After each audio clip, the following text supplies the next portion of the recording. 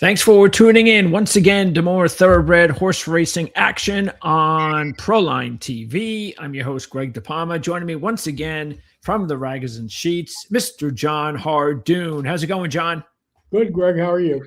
I'm doing okay. We had the week off last week. We promised if we did that, we'd have a bonus third race this week, and that's exactly what we're going to do.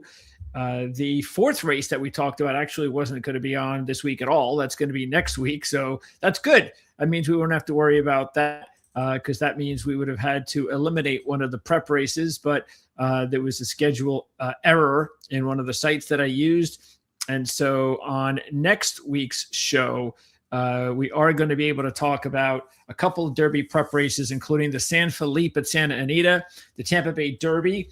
That is, of course, at Tampa. And at Santa Anita also, by the way, has the two Grade 1 races that weekend. The Santa Anita Handicap, that's a historic race, and the Beholder Mile. So we've got more good racing action next week, John. And really, that's pretty much the deal this time of year. A lot of really good races out there. It's just a matter of whether or not they live up to expectation and whether we can make any money off of them. That's usually the way it goes. Correct. Yeah, that's the way we hope. Okay, so last time out, it was a couple of weeks ago. That was the Risen Star and the Sunland Park Derby race. Those were the two prep races. And then the Risen Star Paladin, matter of fact, both favorites won those two prep races. Paladin just getting by your long shot pick, John, Chip Honcho. The exacta paid off, but not what we wanted because that would have been a really nice payday. But still, the viewers were very satisfied by Chip Honcho, your 15-1 shot, nearly winning that race. Well, I'm glad we can make the listeners happy. we were That's the primary objective, isn't it? Yes. We were kind of upset that we got run down, but listen, the horse ran very well, and he was a price play, and we looked for value. Unfortunately, that's not going to be the case this week. I think, well, let's go through it. Yeah. So, but anyway, it was Paladin getting the win. And actually, if you looked at it, what happened the week before, also, like I said, you had the Sunland Park Derby winner, which was Express Kid. That went off as a heavy favorite in that race. So I'm not sure a Sunland Derby race winner will amount to much, but we will see. Okay, now we've got three of them we're going to talk about today. We are starting with the chronological post times, and that means we're going to start first with the Gotham. So let me go ahead and push the Gotham Stakes entries on the board. And just to let everybody know a little bit of history here, Secretariat, surprisingly or not, is the only Kentucky Derby winner to ever race in the Gotham Stakes. How about that? So obviously it's not a race that people use to, to get into the Derby for the most part. Well, the reason being, this is only a one-turn mile. So, obviously the Derby's a lot longer. It's two turns. So horses that I guess are opting for this race may have distance, problems. So it is what it is. And listen, it's worth Derby points. So yeah, you win, you got a shot. Easy Goer, by the way, back in 1989, and Secretariat, as I mentioned, both won the Gotham and the Wood. So did 36 Red in 1990. This is pretty much considered, these three races are pretty much not only considered Kentucky Derby prep races, but they're considered Kentucky Derby prep races, meaning this is a prep for the Wood. So correct. Let's go ahead and get through it. All right, so we're going to. By the way, the Wood, I believe, is 1.1 miles. So if they're going from this race, next race will be the two turns that they're looking for. Okay. And this one is we're looking at the morning line favorite is going to be the 6, and that's going to be Iron Honor, a 6-5 shot who has one race. Chad Brown training the horse to an 8, but that was just a 6 furlong win. That was in mid-December, John. So a little bit unusual, isn't it, to have a one-race horse as the favorite at this time of year in a Kentucky Derby prep race? Well, you're going to have another one in the Fountain of Youth, but it just shows you that this field is not the greatest field, and unlikely that we're watching the Derby winner in this race. But again, you never know. The Chad Brown horse did run an 8 first out, so that's a pretty good number. Okay, let's go through the field and taking a look at one Balboa, a 6-1 shot. Runs identical numbers all the time. Couple of 16s, couple of 18s. Then he moves over to Russell Brittany from Bob Baffert and runs 3 straight 14s. What do we make of that?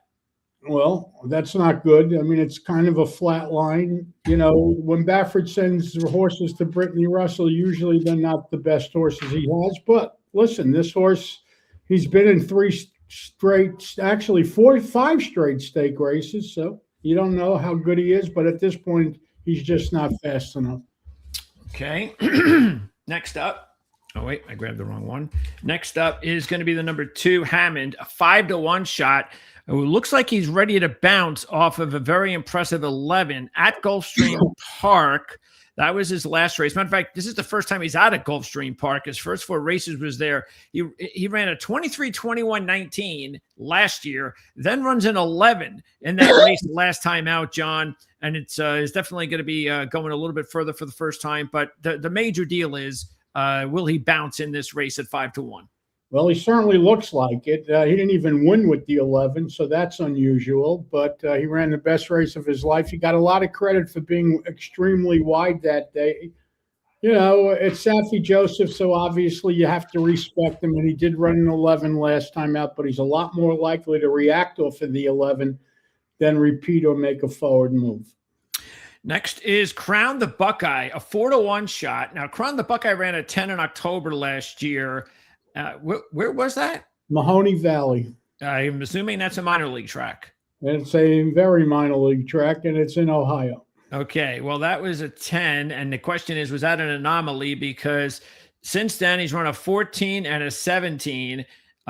So, yeah, what do you think about 4-1 shot, Crown the Buckeye? Yeah, at 4-1, I don't want this horse. That's what I figured. All right, next up is the 4th and 1, a 20-1 long shot. And the jockey, Jose Lescano, is actually tied for the most Gotham wins ever with 3. This horse, unfortunately, looks a little bit slow at 20-1. Yeah, he's not going to take the lead and get his 4th one here because I don't like this horse at all. Yeah, the only thing he did was run the 12 in his second start, but since then, 18, 16, and 25. Correct. Next up is the 5, Right to Party. This is an 8-1 shot with back-to-back 16s. That's all we got here. Yeah, he got bet last time out when he won. He broke his maiden in career start number 2. This is another one that's a little slower. But again, you're dealing with lightly raced horses. So any of these horses have a license to jump up and run a number and put it in that big race. You know, obviously, when you have only 2 lifetime starts, you're going to get better as your racing career goes on. But he's not even long enough. He's only 8-1.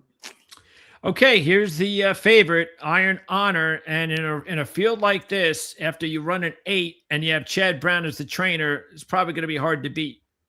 I agree. I'm surrendering the race to the 8, to the 6. I mean, off of the 8. But again, he's going to be odds on here, and he's stretching out today for the first time, but it's only career start number 2, and he ran very, very well in his career debut. Obviously, the race goes through him.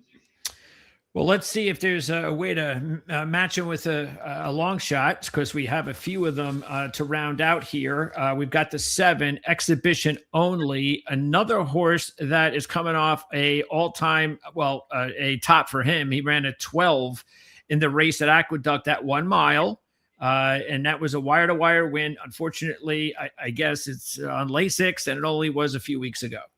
Yeah, and the track was definitely favoring speed. The only reason I'm considering using this horse is because of the price. He's listed at 15-1 on the morning line. You know, at 15-1, you got to take a shot that he's going to run off the 12, and I would be using this horse in exactas underneath. He's not going to beat the 6, but he certainly could get second. The 8, Creole Chrome. Now, this one definitely is interesting for one reason, and that is the numbers. You've got a couple of 14s last year. You have a 12 this year. But they were all at fairgrounds. They were all at six furlongs, and they were all on Lasix. I guess the good thing, though, is you're getting 12-1. Yes, and everything you said is right. He's 12-1. He comes from a terrific trainer, Joe Sharp, who's only 3 for 30 though in New York so far this year. So I don't believe he had 30 starts in New York. He must be 3 for 30 for the year, I guess. It's only February, but no way he had 30 starts in New York. But again, 12-1, I could use him. And then the 9 is Dirty Rich. Now, Dirty Rich does have 2 12s in 4 starts on a dirt fast track, but he also has a 17 and a 33. So this is a horse that outside post 10-1. What do you think about Dirty Rich? I don't really like him. Not only that, he adds more speed to the race. So listen, the 3's going to show speed. There's going to be horses here that are going to cook up front. The 7's going to show speed, and the 9 is certainly going to show speed. I don't like him in this spot. All right, so hopefully we can get a long shot in here with the 6. So what are you looking at? I'm playing 2 exactas, 6 over 7-8. Okay, straight, no box. No box. No reason to. Well, yeah. There's a reason to, but I'm not doing it. I see no reason to argue against that choice of yours there, John. So let's now move on to our next one, and that is the Fountain of Youth. So let me go ahead and pop this on the screen. What is this? That's not it. There's actually a lot of good races at Gulfstream Park. Yeah, they have 9 stake races, and everybody thought this was going to be like the greatest race. It turns out it's not such a great race. The horses in this race, while they may look impressive on paper, numbers-wise, not really there. Yeah. Okay. Some other notes. Again, this is a prep for the Florida Derby, and there have been 4 horses who have won both the Florida Derby and the Kentucky Derby after winning the Fountain of Youth. And they are 3 of them are big names. I don't remember Tim Tam, of course, back in 1958. But I do remember Thunder Gulch, Spectacular Bid, and Orb. So okay.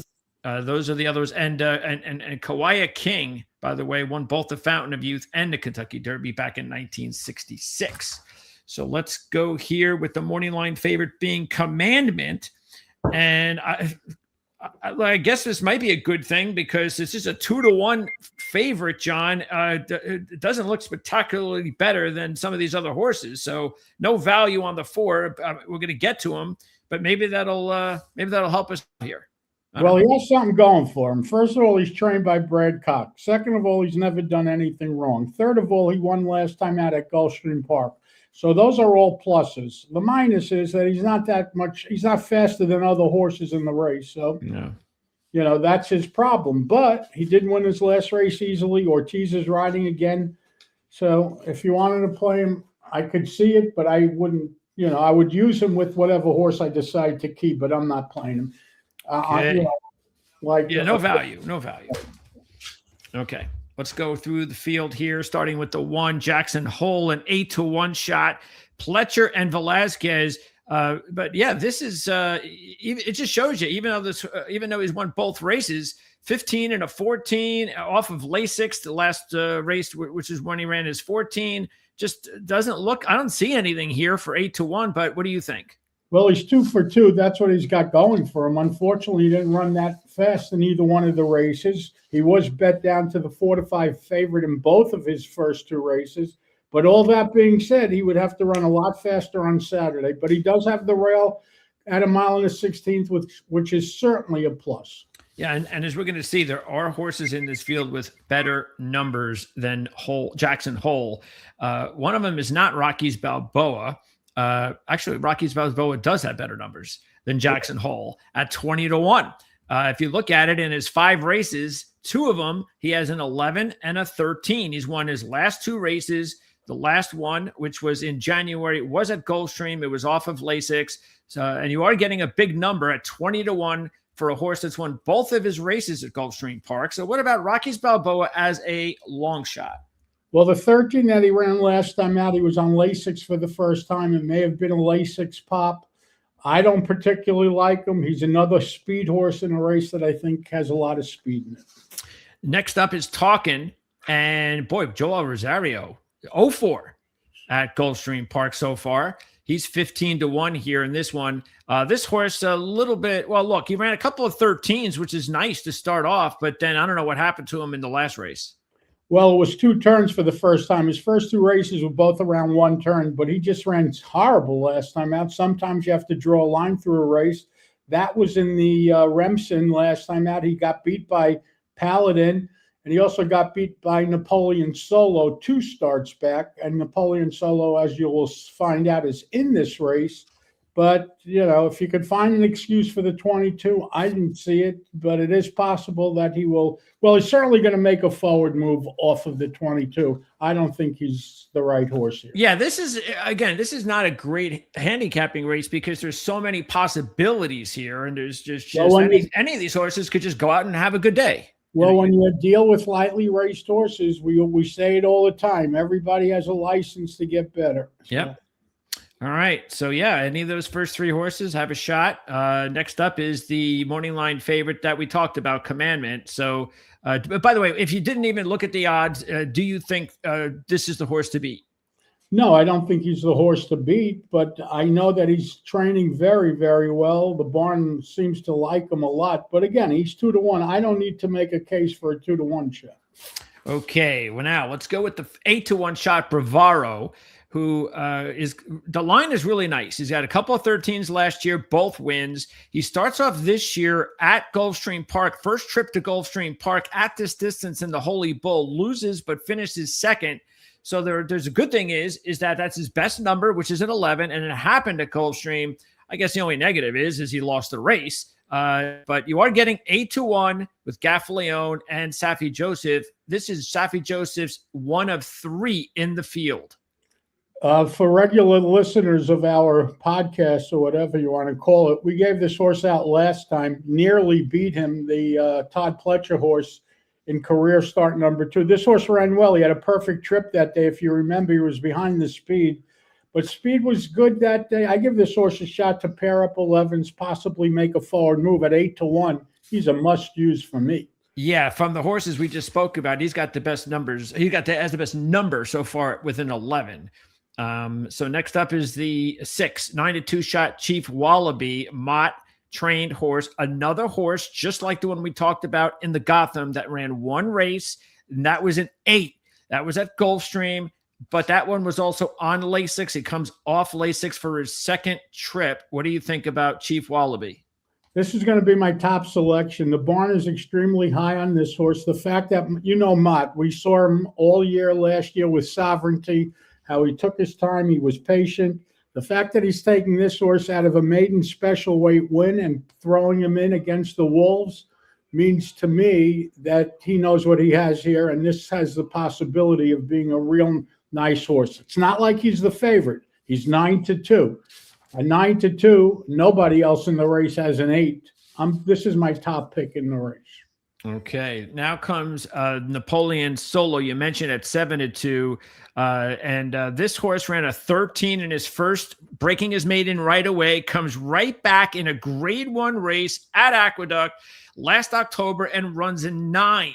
Now we haven't seen him since then. It's a little unusual to have this much time off since then. But what about Napoleon Solo at 7-2?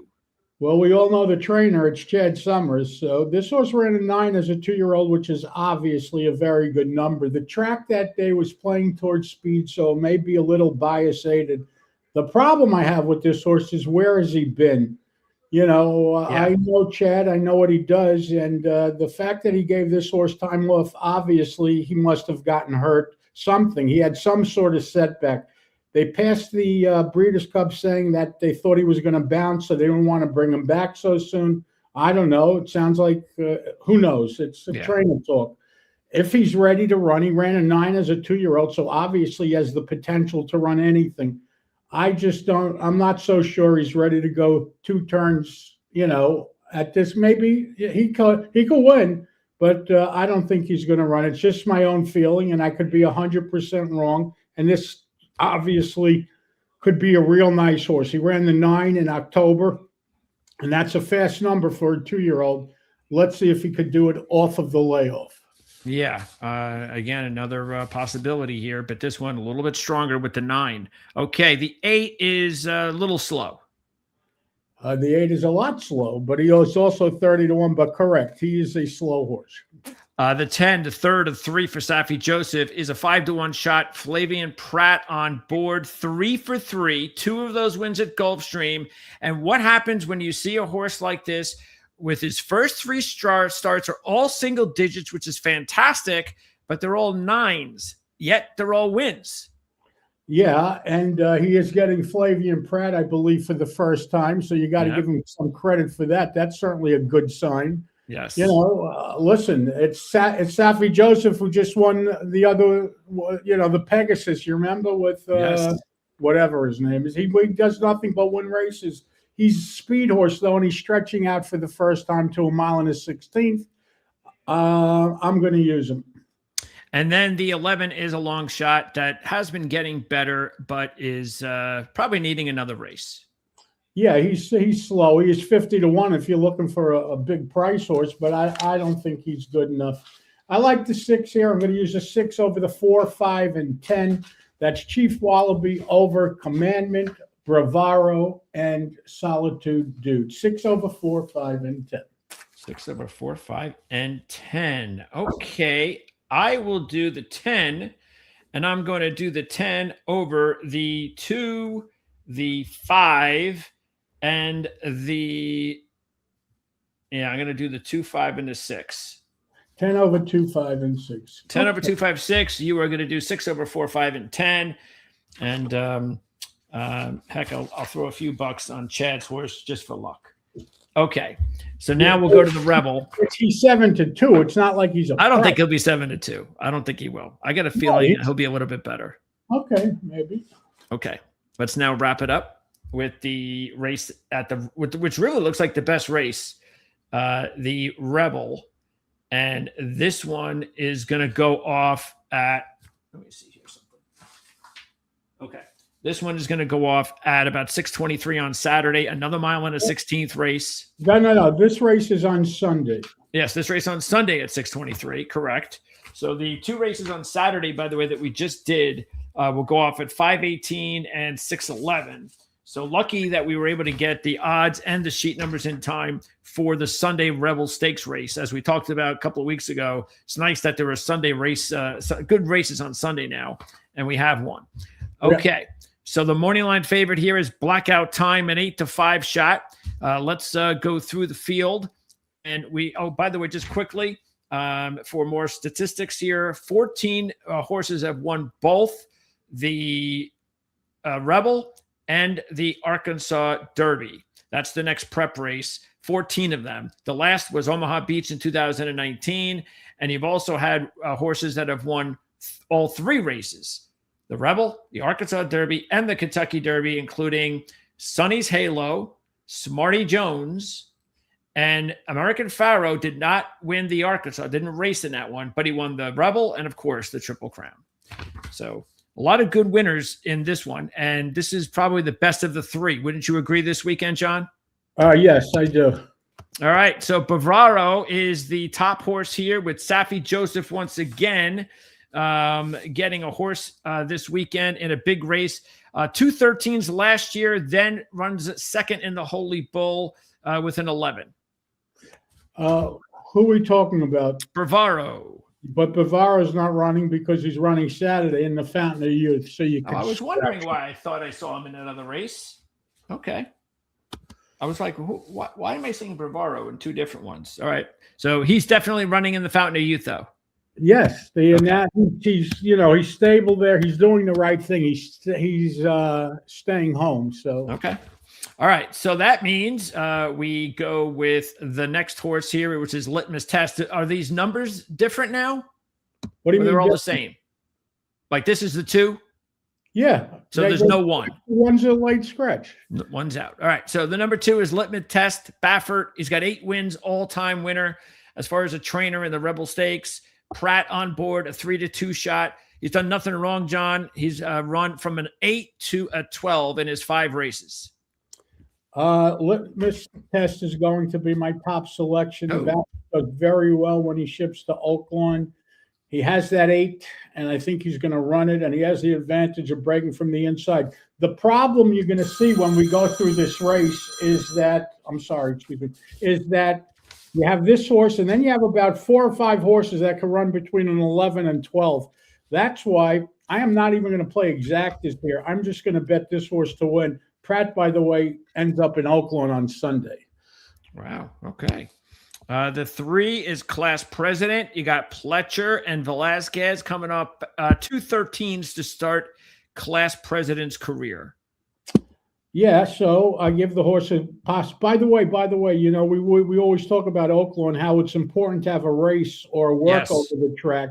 So Litmus Test, unfortunately, doesn't fall into that category. But Baffert has had so much success over the years shipping there. He's got the key to it. That's why I want him. So now the 3 horse that we were just talking about, he's never been there. He's trying this track for the first time. Well, plus he's been in the 2 races, and Litmus Test, all 5 of his races have had better numbers than Class President. Okay, next up is the morning line favorite, Blackout Time, a 8-5 shot.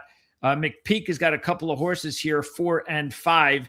And Hernandez on board. And this is a nice line, 16, 12, and 11. But just like Chad's horse, we haven't seen this horse since the October race when he finished 2nd in the Grade 1 race at Keeneland. Yeah, listen, this horse could be a nice horse. But he's only won one of those races, and that was at Ellis Park going a mile. This is a completely different race. At 8-5, I don't think he's better than other horses in this race. 8-5, I would be playing against him in exactas. Yeah, I kind of get the feeling that Litmus Test will end up as the favorite myself. Probably. You're probably right. The 5 is a long shot for a reason. Best number is his last race at Oaklawn Park when he won on Lasix with a 15.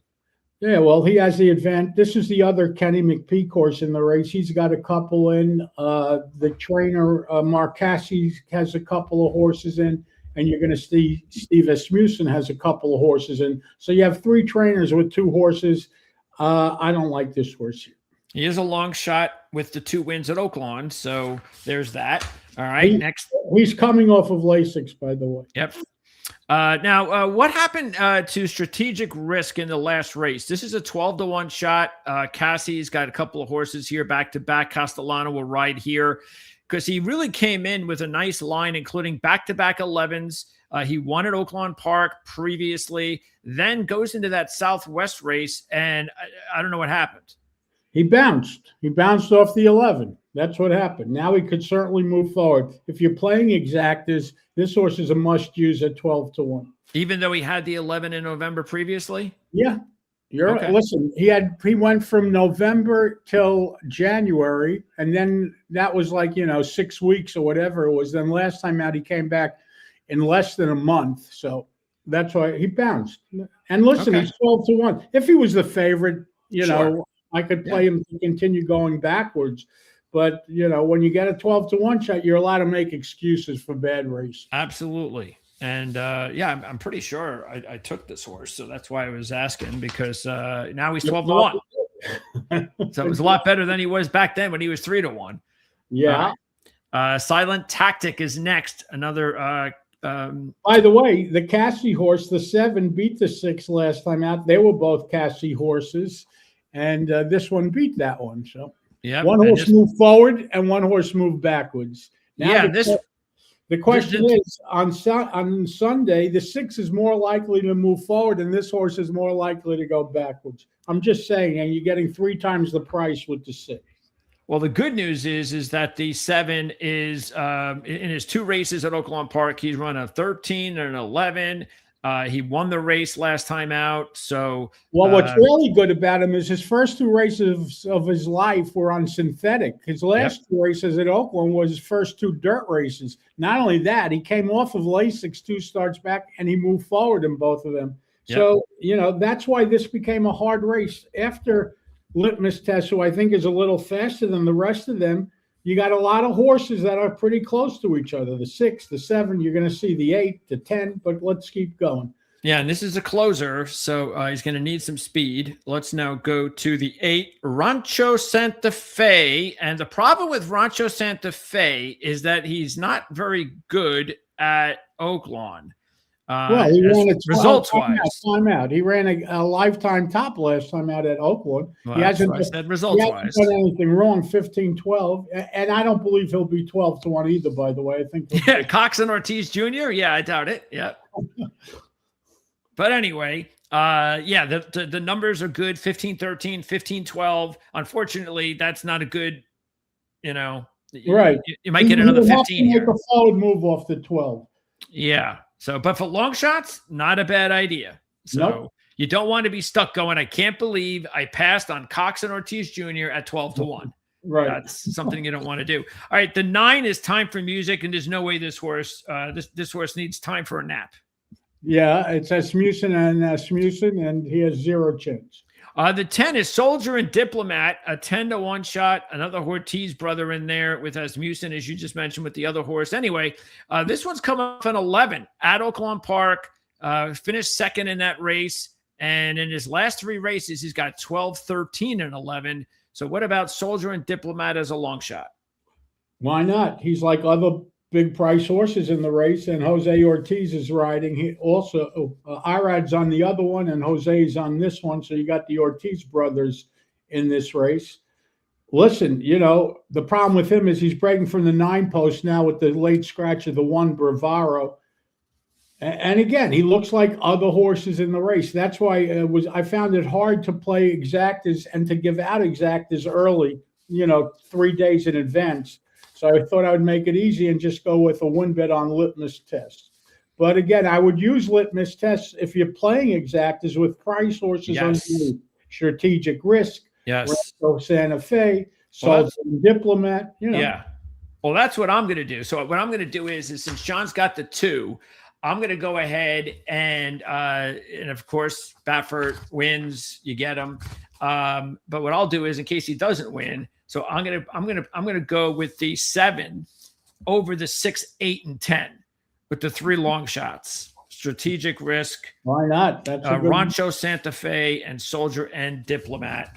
And and I'm sure. Look, if Baffert's horse winds up being anywhere near the price that they're giving us here, I'm definitely going to use him. So, but John, appreciate your time as always. Any questions from the listeners or anything before we go up? Apparently not live. Okay.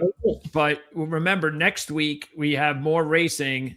We've got the 3 big races at Santa Anita, including the handicap, the Beholder Mile, and the San Felipe. That's the prep race. Tampa's got the Tampa Bay Derby prep race. So we've got potentially 4 interesting races that we have to squeeze into. We'll pick the best 2 out of the 4. Yep. Thanks, John. Thanks, Greg. See you next week. Stay safe and be well, everybody. Yes. See everybody next